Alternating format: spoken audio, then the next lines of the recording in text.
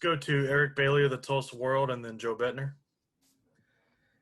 Hey, Isaiah. Lincoln was on a conference call on Monday, and he was talking about the one-time transfer room rule, and he pointed out you were a perfect example of someone who didn't play early and could have left, but you didn't. You persevered, and you stayed patient, and now you're making big plays.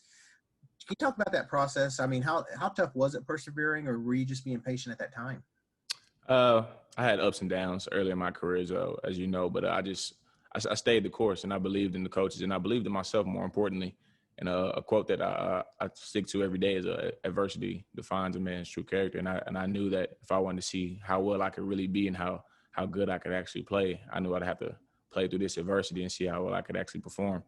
And I thought, probably transferring was not taking the easy way out, but it wouldn't have been the best interest for me or my family. So I stuck it out, and the outcome is working out pretty well for me. So I just persevered, stuck to it, stuck to the grind, and it worked out well.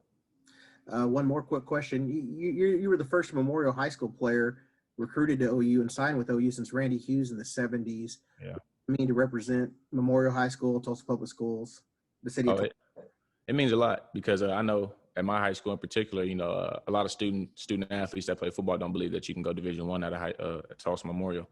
They think that you'd probably have to play basketball or something like that to make it to a Division I school. But, I'm a walking example that if you believe in yourself and you apply the work and, put yourself out there and you just put your best foot forward, you could end up at a school like this or, at any Division I program. So it means a lot to me, giving kids or students hope back home and representing the city and having them look up to me and making them push that much harder to see what I'm doing and that someday they could be out here too. Thanks, Isaiah. Let's go to Joe Bettner, the Norman Transcript, and then Parker Thune. Isaiah, playing against a lot of the offensive guys that are kind of stepping into starting roles this year, like Spencer, Austin Stogner, what's it like from a defensive player standpoint to see how they've improved from last year to this year? It's really impressive to see these players step up the way that they have. But I'm not surprised by it at all because you had Spencer. He was behind a great quarterback in Jalen Hurts on what Jalen has done throughout his illustrious college career, as we all know. Then you had Stogner behind other big time players. Like he got to watch Grant Calcaterra. And even before he got here, he got to see players like Mark Andrews. So I knew that the coaches we have and that the development that Coach Riley is able to have throughout his offensive players, I wasn't surprised at all. But although it's very impressive to see how they stepped up, especially in that last game, it's great to see. And we definitely needed it. And I just think it's great to see how they're coming into themselves and how much better that they can actually be because they don't know how good they are yet. But I think it's really impressive. Thanks, Isaiah. Let's go to Parker Thune with SI Sooners and then Bob Prisbillo. Yeah, Isaiah, I'm wondering, just given the success that you guys had against Sam Ehlinger a couple weeks back against a quarterback with a very diverse skill set, how much confidence does that give you going up into this TCU game against a guy with a very similar skill set at Max Duggan? It gives us a lot of confidence.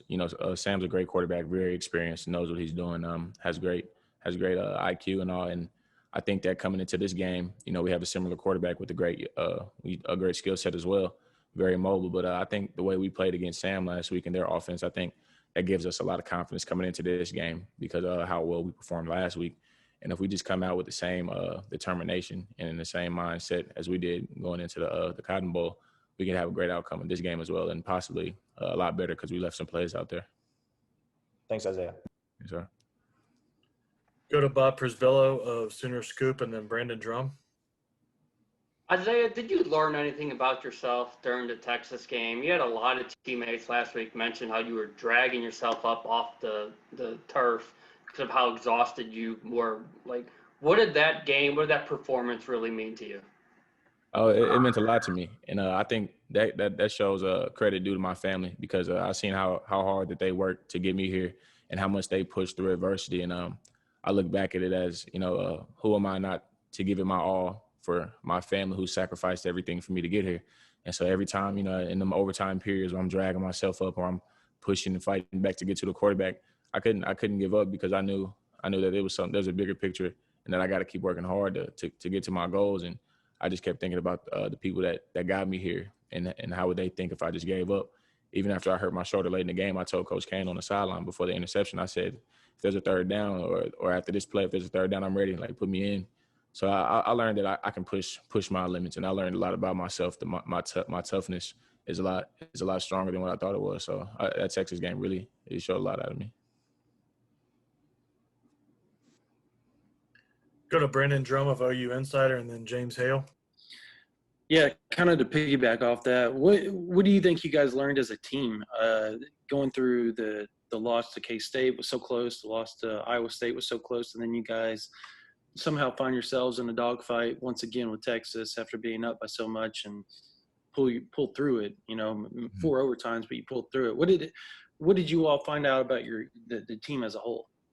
I think we found out that, like I said about myself, I think we found out that like we can push our limits. Like, we have more in the tank than what we think we have. Like, we always preach it's a 4-quarter game because of how we haven't finished as well as we wanted to so far during the season. And we preach that it's a 4-quarter game, and Coach Grins harps on it. It could be more than 4 quarters. It could be 6. And this game, it just happened. That last game, it just happened to be 8. And to see the players still perform at their best, like late in the game, like Trey Brown still out there pushing and getting that late interception, it shows that we have a lot more in the tank than what we have, so we can push even harder during those first 4 quarters to possibly, end it in those in regulation. But if not, we'll do what we need to do to end it in the overtime periods. But I think we learned as a team that we have a lot left in the tank. For sure, it is. Go to James Hale of KREF, and then Kerry Murdoch. Hey, Isaiah, you're playing a quarterback that can run. You mentioned, getting ready for the TCU QB, similar to Sam, but in your position, playing a guy that can, the RPO, can run and pass. How difficult is that for you? And I'm curious, you ran track in high school. You were on your team's, your school's 4x400 and 100 relay team. How much has that helped you at your position in college, if any at all? I think it helps because I think I run pretty well for my size and my position, and I think playing an RPO, as a defensive lineman, it definitely messes with your eyes on reading the run, respecting the run, especially with this team, and then converting to a pass rush, which is tough to do at times. But I think the way we've been practicing it, that we'll have our eyes right and we'll be ready to succeed in that part of the game, and we'll be ready to if they throw a punch, we'll be ready to throw one right back. So with this team and that offense, they're obviously well prepared and they have a well designed offense, but I think we'll be ready for it. Thanks, man. Go to Kerry Murdoch of Sooner Scoop, and then Joey Helmer. Isaiah, I was wanting to ask you about Perion Winfrey. Yeah. Obviously you guys knew he was number 1 JUCO coming in, had a lot of talent. How much have you seen him grow though, just from the time he got here to who he is now as a player? Oh, it's astounding to see like how far he has come since when he got here in the spring to like even having that spring off. And to see him still perform well at this level and like how fast he plays and how much passion he has on the field, like y'all should see him out there when we're together. He's just always on 10 toes, just ready to go after it. And you can see it in that game. He was flying around. He TFL sacks. He had a strip that didn't get counted, but it should have been counted. And he had that blocked field goal. He was just so determined. He treated every down like it was the last down he would ever play, and it's really impressive. And you can definitely see that number 1 JUCO defensive tackle come out of him last game, and it showed us a lot, and it's really impressive. Nick last week, Nick Benito talked about, how you inspired him, by the way you gave it all at Texas. Is it nice to have someone kind of in the middle of the defense like that kind of can inspire everybody too? Yeah, it's definitely a good feeling. And I appreciate Nick for that because Nick inspires me as well because Nick plays through, bumps and bruises and injuries, and like seeing him push through the stuff that he goes through, it inspires me as well. So for him to say that about me means a lot because I gave him my all, and I'm glad it's being noticed.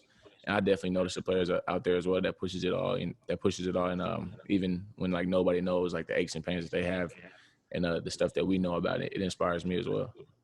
Appreciate that, Isaiah.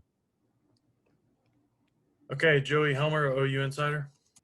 Yeah, you talked about having more in the tank late in games. What's it going to take for you guys to play with some of the like early level late in games to play with like you have more in the tank? I'm not too sure exactly what it would take. I'm more so like in the moment type of guy to see how things pan out. But I just know that as a defense and as a team in general, we can't have that mindset to be like, where we slow it down in the fourth quarter. We have that mindset to be like we're looking at the clock and it's late and like we're like mentally tired, but like physically we have more in the tank. And I think that's what it is. Like the game goes on for so long and it was so hot during the Texas game. Like mentally everybody's like, oh, I'm so tired. but physically, you know, out there, everybody's still making plays and flying around. So I think it's more of a mental aspect. And so I think what it would take for us is be mentally tougher opposed to being physically tough, because we know we're physically tough. I mean, we go through a grind every day. So I believe it's a mental aspect for us, and we have to go in with the mindset of that we have a lot left in the tank than what we think we have.